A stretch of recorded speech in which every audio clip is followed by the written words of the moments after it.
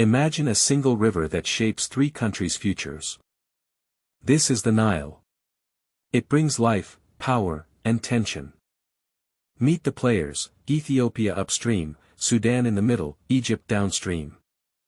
A huge dam is changing everything, the Grand Ethiopian Renaissance Dam. Quick question: who gains and who risks losing water and power? We'll unpack history, water facts, politics, and the future. First, a quick history of how Nile water was shared before GERD. Colonial-era deals gave Egypt large water rights long before others built dams. Sudan and Ethiopia had less control, even though the Nile starts in Ethiopia. Fast forward, Ethiopia wants electricity and development. Enter GERD. GERD is massive, a power plant and a storage reservoir combined. How big? It will be Africa's largest hydroelectric plant when finished. Now the science: dams store water, generate power, and change flow timing. Filling the reservoir reduces downstream flow temporarily. That worries Egypt. But over time, dams can release steady flows and store water for droughts. So is GERD a threat or a solution? The answer is both, depending on choices. Ethiopia's view: power for millions, industry, and export income. Sudan's view is mixed: potential irrigation help, but also safety concerns. Egypt's fear: reduced water for farming, cities, and even drinking water. Numbers matter.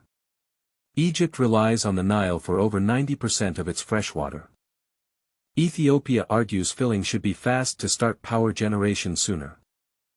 Egypt says slower filling protects downstream water and agriculture. What about droughts? Climate change makes the Nile's flow less predictable. A severe drought during filling could amplify downstream shortages. But a well-managed reservoir could buffer drought years for all three countries. So negotiation matters. Countries have tried talks, mediators, and proposals. Deadlines and disagreements have stalled formal agreement repeatedly. Legal questions loom: who owns the water, and who gets to control flow? Egypt has mentioned security measures and even military readiness in the past. But most experts say armed conflict remains unlikely, costs would be enormous. Beyond fear, there are practical cooperative options to share water benefits. For example, coordinated filling schedules with drought contingencies. Or electricity sharing deals: Ethiopia sells power, downstream countries benefit.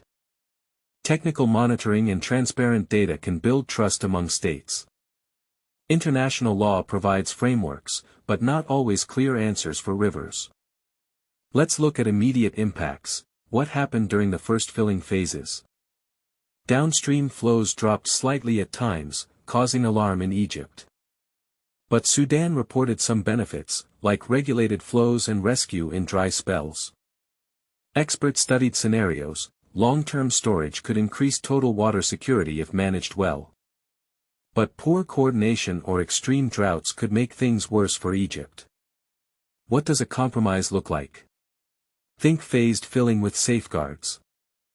Safeguards could include minimum downstream releases and joint monitoring. Funding and technical help from regional partners could ease tensions. Public opinion matters too: national narratives fuel strong emotions. Leaders can calm fears by sharing clear data and jointly managing the river. Now imagine future scenarios: cooperation, continued tension, or crisis. Best case: data sharing, power trade, and drought planning for all. Worst case: unilateral actions, severe drought, and deep regional mistrust. Realistically, the future will be a mix, and hinges on negotiation and climate. What can outsiders do? Support mediation, fund resilience, and offer technical help. What can citizens do? Demand transparency and policies that protect water users. What about technology? Better forecasting and sensors make cooperation easier. Economic incentives like power exports can align interests between countries. But incentives must be reliable and legally binding to build trust. Let's return to the core question: what does GERD mean for each country? For Ethiopia, power, jobs, exports, and national pride, if managed well. For Sudan, potential irrigation gains, flood control, but also safety questions. For Egypt, a balancing act between defending water supplies and seeking cooperation. The Nile crisis isn't settled. It's a test of diplomacy, science, and leadership. If leaders cooperate and plan for climate risks, the river can be a shared asset.